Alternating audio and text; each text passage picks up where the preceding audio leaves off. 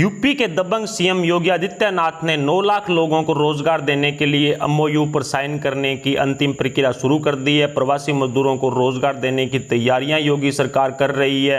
योगी सरकार ने अब पलायन कर रहे अपने गांव शहर लौट रहे प्रवासियों को, अन्य बेरोजगारों सहित दलित कामगारों को भी स्वतः रोजगार है वो उपलब्ध करवाने की तैयारी कर ली है। आटा चक्की, लॉन्ड्रिंग या फिर हेयर कटिंग, सैलून, टेलरिंग आदि का रोजगार शुरू करने के लिए 50,000 रुपये से 1.5 लाख रुपये तक का ऋण दिया जाएगा, जिसमें 10,000 रुपये की सब्सिडी भी मिलेगी और 4% ब्याज दर है वो कर्ज पर रहेगी। प्रत्येक गांव को 20 लाख रुपए योगी सरकार देने जा रही है, जिससे स्वतः रोजगार शुरू हो चुके। वहीं महाराष्ट्र के अंदर सियासी घमासान अभी थमने का नाम नहीं ले रहा है। कोरोना काल के दौरान पूर्व मुख्यमंत्री देवेंद्र फडणवीस ने शिवसेना पर बयान देते हुए और अपनी प्रतिक्रिया जताते हुए कहा है कि जिस दिन चाहेंगे उस दिन महाराष्ट्र में 105 का जो आंकड़ा है उसको 145 का कर देंगे, यानी विधायकों को लेकर के स्पष्ट कहा है। और जो शिवसेना गिद्ध भभकियां दे रही है उससे बीजेपी डरने वाली नहीं है, इस तरह की बात भी कही है। शिवसेना जो गिद्ध भभकी दे रही है उससे पहले वो अपने सहयोगी दलों में जा करके देखे,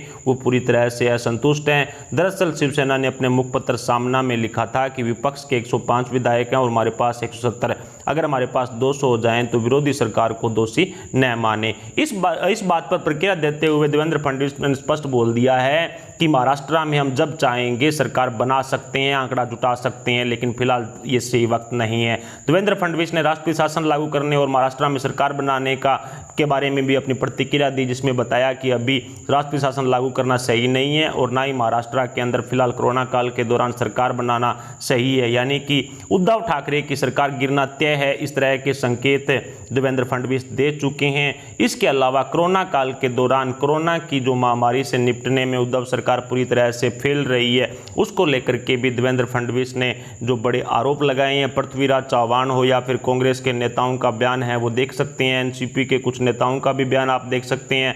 शिवसेना के अंदर बहुत ज़्यादा असंतोष है, इस तरह की बात देवेंद्र फडणवीस कह चुके हैं। इसके अलावा कोरोना कमांडोज का हौसला बढ़ाएं और उन्हें शुक्रिया कहें, इस तरह का जो ऐलान या बोल सकते हैं कि अपील बीजेपी से की गई है कि कोरोना के योद्धाओं का मान बढ़ाने के लिए जो ज़्यादा से ज़्यादा उनका मान सम्मान है वो किया जाए। और वहीं मध्य प्रदेश की तरफ बढ़ें तो 25 से 26 नए मंत्री हैं वो शिवराज सिंह चौहान के मंत्रिमंडल में शामिल होने जा रहे हैं। प्रभुराम चौधरी, इमरती देवी, महेंद्र सिंह सिसोदिया, प्रद्युम्न सिंह तोमर और राज्यवर्धन सिंह दंतीगांव को लेकर के टोटल 15-16 वो लोग हैं जो 22 कांग्रेस से बागी होकर के बीजेपी में आए थे।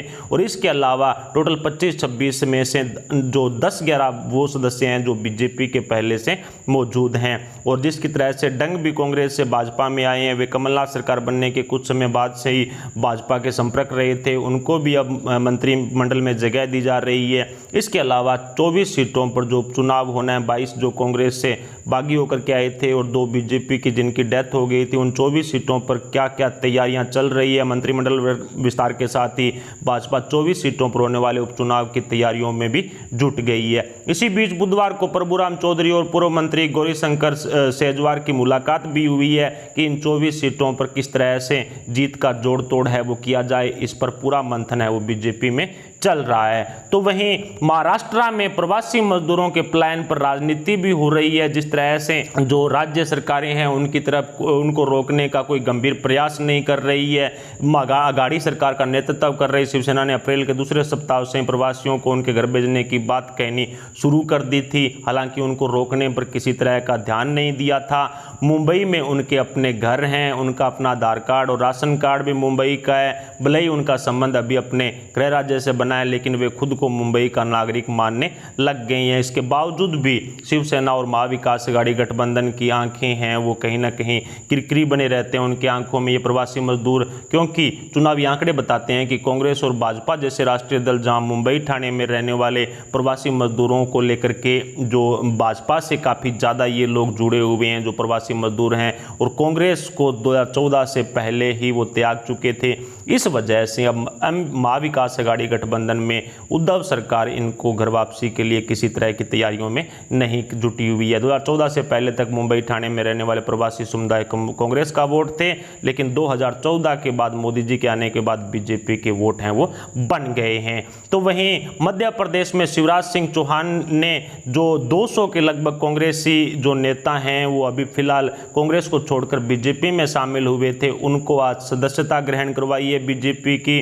और इस कार्यक्रम के दौरान उन्होंने स्पष्ट कहा है कि जो 200 के लगभग नेता जो कांग्रेस को छोड़कर बीजेपी में शामिल हुए हैं वो अपने आप को शिवराज सिंह चौहान समझकर, वो अपने आप को ज्योतिरादित्य सिंधिया समझकर, यानी कि इस तरह से अपने आप को खुद को मंत्री समझकर इन 24 विधानसभा सीटों पर बीजेपी को जीत हासिल करवाने के लिए तैयारियां करें और स्पष्ट बोल चुके हैं। और जिस तरह से जो बीजेपी और शिवराज सिंह चौहान की जो तैयारियां दिख रही है उससे स्पष्ट लग रहा है कि शिवराज सिंह चौहान इन 24 सीटों में से 17 से 18 सीटें हैं वो जीत सकते हैं, क्योंकि जिस तरह से कमलनाथ और दिग्विजय सिंह के बीच में जो घमासान मचा हुआ है नेता प्रतिपक्ष नेता को लेकर के, इसके अलावा जो प्रदेशाध्यक्ष पद को लेकर के, इसके अलावा राज्यसभा सीट के बंटवारों को लेकर के उनमें जो तनातनी चल रही है और कमलनाथ और दिग्विजय के बीच में जो गुटबाजी चल रही है उसका पूरा फायदा यहाँ पर बीजेपी को मिलता हुआ नजर आ रहा है। और यही कारण रहा है कि कांग्रेस के 200 से ज़्यादा नेता जो लगभग कोई